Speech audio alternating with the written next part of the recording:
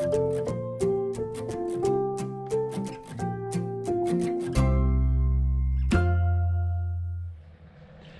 everybody, it's Jim, the Lake Effect Gardener. I'm back again. I know it seems as though my visits with you seem to be getting, less and less frequent.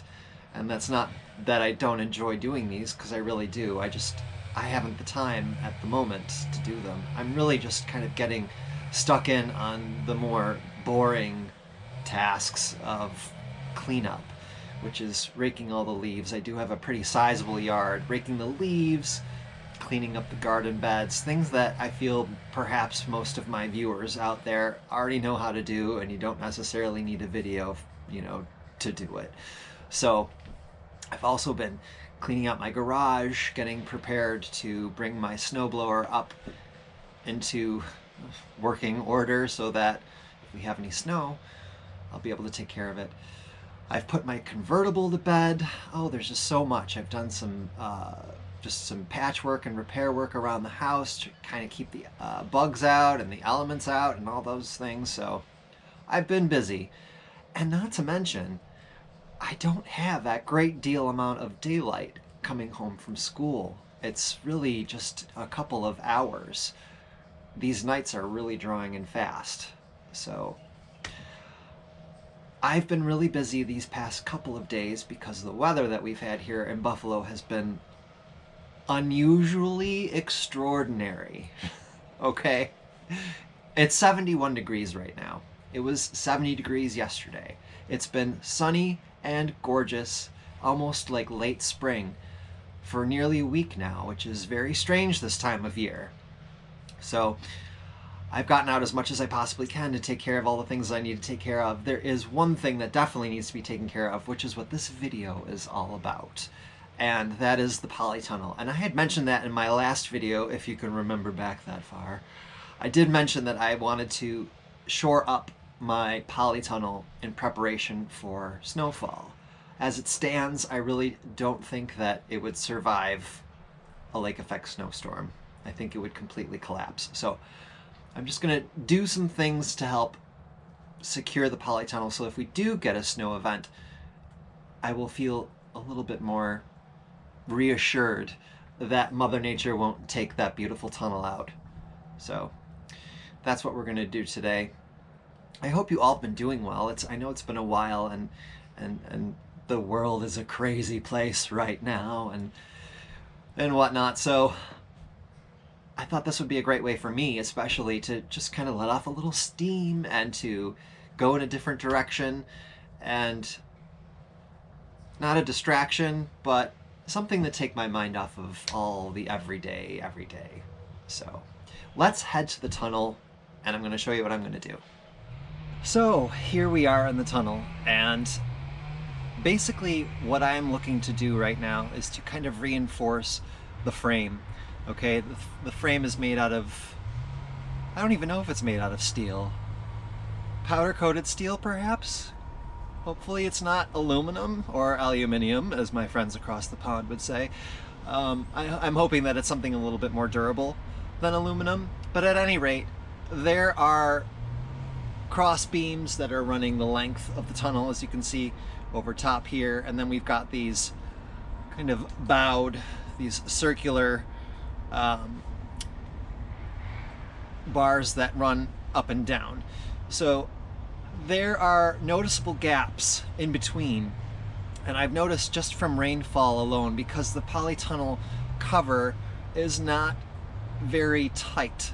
Okay, that would have required me to bury what there really isn't that much extra slag on the side for me to bury, so I really just have them weighted down at the moment. But it definitely is a little bit on the baggy side, and I noticed it too, and you could probably see it right in front of me, or right on top of me here, where the tunnel has gotten a little bit dirty, and that's from water pooling after significant rainstorms.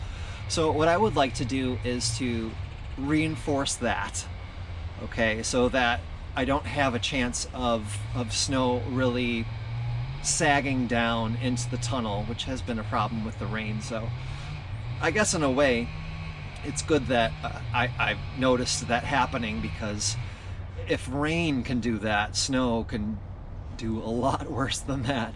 So I'm going to be using some of the bamboo canes that I have pulled out from the garden, and I will use those to reinforce, just to make it a little bit stronger. And then as the season progresses and I get the yard cleaned up and whatnot, I will go ahead and do a little bit more outside of the tunnel, weighing down the sides so that it's a little bit more taut, so that we don't have any major sagging problems. I'll also have the tunnel closed, so hopefully there will be enough heat generated from the daily daylight to perhaps heat the tunnel to a point where snow really doesn't have a chance to accumulate. Fingers crossed. I might even go ahead and put a heater back here just to prevent it from happening, but we'll see about that. So that's what I'm going to do. I'm going to run some bamboo canes and secure them the best I can. I also have a really long steel brace, things that I've kind of found along the way in my garage, to get that central run right in the center to get it really secure. So, okay, enough of my blabbing. Let's get on with it. Okay, I gotta do this as lickety-split as possible because I'm losing light already. So what I did first was I put up this central beam that's running across, and I can't kind of believe that this polytunnel didn't come up with this central beam, but it is what it is. So I had some leftover, I don't know what you would call this, piping laying around that I've accumulated because I can't throw anything away. So I've run the full length of the polytunnel, and as you can see up here, I've secured it with zip tie. Now, I am not usually a huge proponent of zip tie. I don't like plastic in my garden, but I figured two things. Number one, this is very permanent, so when I'm done with this, it's gonna stay this way, okay? And secondly, the moisture that occurs in this polytunnel would probably not be good for a jute twine because, well, jute twine has a tendency to break down. So the plastic will have some longevity, which I'm cool with. So then what you can see here is I'm starting to just kind of frame it out with these bamboo sticks here. These are, like I said, from the garden, and they still have a decent amount of life in them, which is why I'm using them. They're relatively new this year, so I will use these, and I'm going to literally just kind of go all the way around most of the polytunnel. I don't have to go too low because once the snow falls off, it falls off. So I don't have to worry about it on the sides necessarily buckling the tunnel itself. It's just really this top layer that's kind of scary for me. So I'm going to tie these in, and then I'm going to pretty much run the length of the polytunnel this way so that I have, like I said, a little reassurance. And then at the very end, I have a piece of wood, a post of some kind. I'm gonna just shore up each of these cross members here with a piece of wood just to keep it so that it's gonna stand nice and tall, nice and firm. So I'm gonna get the rest of these tied in. I will show you what it looks like when I am done. All right, friends, I am seriously losing the daylight here. So I got on with it as quick as I could, and I got it all secured. And then I used these 1x8 by 8, 1x8 by 8. This is actually pieces of wood flashing that came off of my house when I took the vinyl siding off of it. So I kept those aside because I knew I'd need them for a rainy day or for this purpose, a snowy day. So, so the top is secured with the bamboo canes. And as you can see, I've got zip ties holding everything in. Okay. Obviously the bigger, wider pieces of tubing are secured with the thicker zip tie, and then the bamboo canes I have secured with smaller pieces of zip tie. But I have to say, you know, it is uglier than sin, but I think it's gonna do the job. So I'm pleased as punch. Now, just because of the kind of person that I am, when it comes to stuff like this. I'm one of those neurotics who don't even like to have roof or snow on their roofs. So I've got, you know, I own a contraption called a roof rake. I don't know if anyone has ever heard of that before, but a roof rake is essentially a scoop or a shovel that is attached to a very long pole, and you use it to pull snow off of your roof. And since I live in a ranch style house and I have a couple of roofs that are more on the flat side, I will usually use that roof rake to pull the snow off, just to take the extra weight off of it. Rest assured, when it comes to the tunnel, I will be doing the same. I will be taking off as much snow as I possibly can, and I will be monitoring it all winter to make sure that I don't get any unnecessary buildup here. Because I honestly, if this is one thing that I can prevent happening, you know, one last hurrah for 2020, the year that has just been horrible, not only, you know, with what's going on in the world, but with how everything turned out in my garden. I am not gonna let this win, okay? I'm not gonna let the snow win. I'm gonna do everything in my power to make sure that this tunnel stays as secured as possible. And then what I'm gonna end up doing, I had mentioned when I had filled these bags and put the tarps down, that in the spring, I'm gonna pull the tarps up, and I'm going to really turn this into a functioning food producing tunnel, and I'm going to be direct planting into the ground. So, all right, yay, tunnel done, hurrah, new video.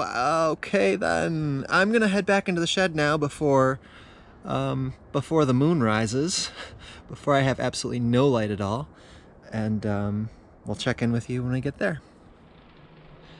So there we have it. I'm back in the shed, and thank goodness that I could run electricity back to this place, because it's getting dark really fast. The sun is set as far as I know. I don't think it's even 5 o'clock in the afternoon yet. Ugh. We still have like a month and a half until the solstice. I always count those days, because as soon as the solstice happens, I just think, yay, we're going to start, you know, gaining daylight hours again. I don't know. It's just a happy time.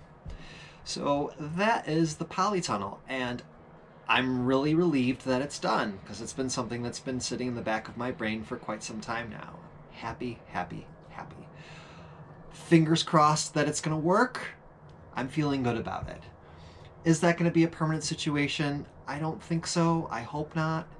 I would like to maybe do something a little bit different come springtime, something that's a little bit more durable, but I still have to wrap my brain around it. And frankly, my brain is so spent from the day-to-day that I don't know. I think that's going to be something that I'm going to sit down during the winter months when I can't do any gardening and just kind of sink my teeth into. So that's all for me, and like I said, it wasn't a terribly informative video, but I don't know. It was a video nonetheless. And I miss you guys, and I'm sorry that I've been away. It's just been really, really, really busy. Really, really, really busy. Yes. But I'm happy to bring you some content. I'm hoping, too, that once we get through Thanksgiving here in the States, that I might be starting to put some cooking videos up, cooking and baking videos. I don't think there's going to be much to do in the garden at that point. Who knows? It might be the case. I might surprise you with another garden video. But I'm really thinking that I think the next thing in line is really going to be something that's going to happen in my kitchen, which I know for the longest time I've been saying to you that, sorry, I was just watching a mouse run across the floor. That's great. So I have mice in here. I hope they're nice and warm, and they don't eat my seeds. Yeah. I don't know where I was going. Anyways, I hope to do some... Oh, right. Okay, so, yeah, the house. I always keep saying, I'm going to show you the house. So if I do a baking video, which I probably will, because there's going to be a whole lot of baking going on, maybe even knitting or crocheting or all the other things that I like to do, I will unveil the house to you. And I just got done doing some Christmas decorations. Don't hate me, but I'm sorry, I have to. I don't know.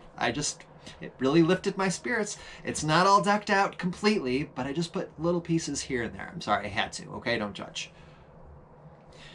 So anyways, Miss you guys. Love you guys. Hope you guys are well. Hope you guys are still harvesting. I'm seeing some pictures on Facebook and Instagram, and I'm just like, how is that possible? How? These beautiful, huge stalks of Swiss chard, and yes, I'm still getting peppers and tomatoes. I'm like, oh, wow. Envious, but happy for you, really. So that's it from me. Hope you're all well. Miss you guys. I will be back soon, hopefully, to give you some more content. If I don't see you before then, you guys have a wonderful, wonderful week. And I will be back soon to enjoy some more YouTubing. All right, I'm rambling now. I'm going to go. Miss you guys. Bye for now.